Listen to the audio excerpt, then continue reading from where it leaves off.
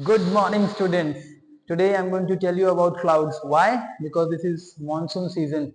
Do you know how a cloud is born? Let me tell you.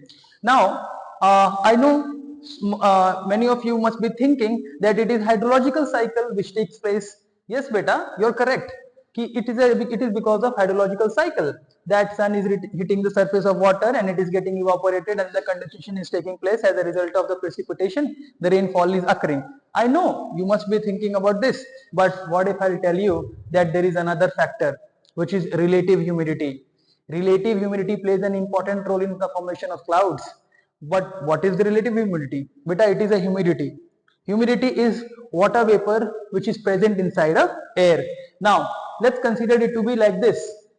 As you can see, consider this glass to be a packet of air. Now, how much of water in it?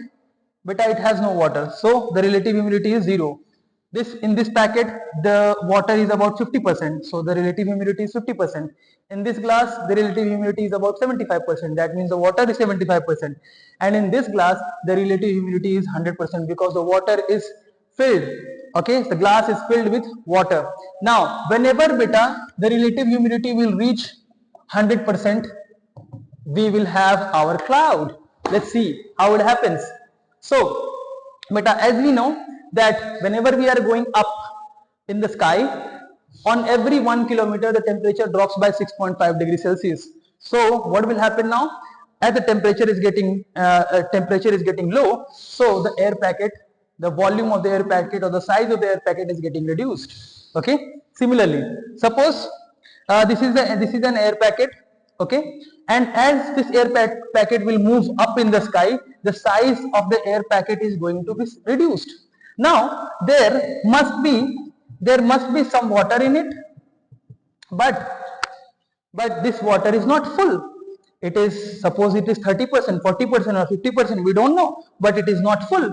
But the size of this air packet is going to reduce as it will move up.